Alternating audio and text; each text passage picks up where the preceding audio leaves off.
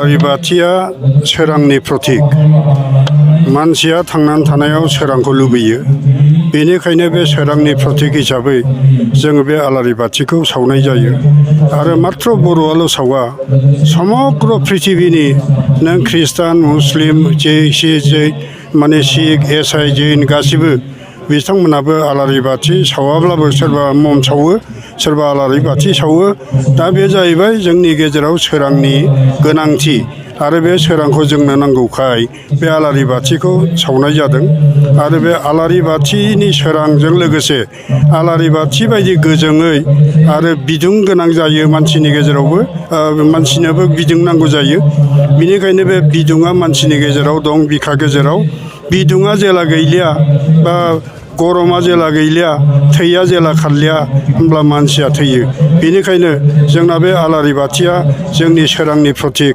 जोंनो सोरां नांगौ सोरांजों जों थांनानै थानांगौ। लास्ट कुइसन सार जे नोंथांनि बैसोआ दिनैसिम बेसेबांसो जाखो? आंनि बैसोआ दिनैसिम 72 जाबाय। 72 औ 72 जाबाय आरो बेबायदिनो आङो गोबाव जोरबोबाय आरो जोरबावनो लुबैयो आं जोरगोनबो दा आंहा मेगन अपारेसन खालामदों नालाय एसे उसुबिदा जादों आरोखि। खुलुमबाय नै सफैलायबाय दुलाराय बर' फरायसा आफादनि थान्दै जखनथाया दुलाराय बर' फरायसा आफादा खुंगा 54थि थान्दै सावरायमेलखौ गोजोनै खुंफुंनो कार्बि आंलं जिल्लानि लांहिं नोगोरनि हाजोआरि गोजोन फोथाराव थि खालामबाय। गासैबो हारि हारिसाफोरनिसिम बानजाय आफादनिफ्राय मोनसे फोसावनाय जादों।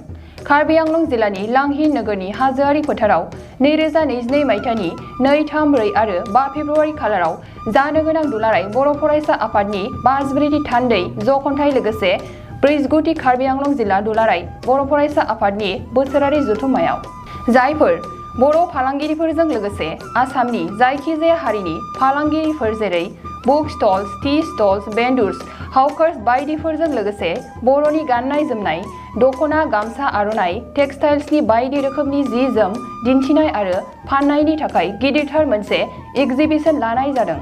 बेखायनो जायखिजाया गोसो गुदुं फालांगियारि बिथांमोनखौ फैगौ जानुवारि दाननि 20 खालारनि सिगां गाहायाव होनाय 8638911131789696896890T जानबुं नङाव सिगांग्रो खौरां लाना गावनि मुं थंफोरखौ रेबथुमना लाहरखानायजों लोगोसे गोरोबथा खालामनो थाखाय खावलायहरनाय जाबाय।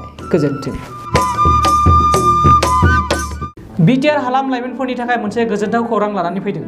ट्रान्सफर्म रुरेल इन्डिया फाउन्डेसन एनजिअनि गेजेरजों बिटिआर डेभेलपमेन्ट फेल'शिपआ मोनसे बिटिआरआव बेकार जेंनाखौ सुस्रांनो फेल'शिप प्रग्रामनि थाखाय अनलाइन सोलिगासिनो दं। बिटिआर गभ एडमिनिस्ट्रेसनजों लोगोसे खामानि मावफानो मोननाया गोसो गुदुं लाइमोनफोर आरो गोरों गोरा मानसिफोरनि थाखाय बेसेन गोसा सुबिदा। लोगोसेनो बेयो मोनसे बिटिआरनि सिङाव थानाय सुबुंफोरनि समाजनि जेंनाफोरखौ सुस्रांनायनि मोनसे मोजां लामा। ब्लक लेभेलाव खामानि मावनाय ओनसोलखौ जौगाहोनाय बिथिं एबा आयदाफोर जेरै एग्रिकालचार आरो sericulture livelihood, education, skill development, employability, entrepreneurship, फिसा आरो गिदिर कारखानाफोर, health and nutrition, drinking water and sanitation, बोथोर सोलायनायनि सायाव नोजोर होनाय बायदि बायदि। बे फेल'शिप प्रग्रामा 3 बोसोरनि आरो बे प्रग्रामखौ लाग्रानो दान मोनसेयाव 20,000 दान बान्थाबो होनाय जागोन। नोंथांमोनहा बे प्रग्रामाव बाहागो लाफैनो हागोन आरो बिटिआरनि जौगाखांनायाव गावनिबो आखाइ होफानो हागोन। बे हाबाफारिनि थाखाय नोंथांमोनहा फैगौ 10 जानुवारि 2022 खालारसिम वेबसाइटनि गेजेरजों अनलाइन एप्लाइ खालामनो हागोन। अनलाइन खालामनो थाखाय गोसो गुदुं नोंथांमोना गाहायाव होनाय वेबसाइटआव अनलाइन खालामनो हागोन।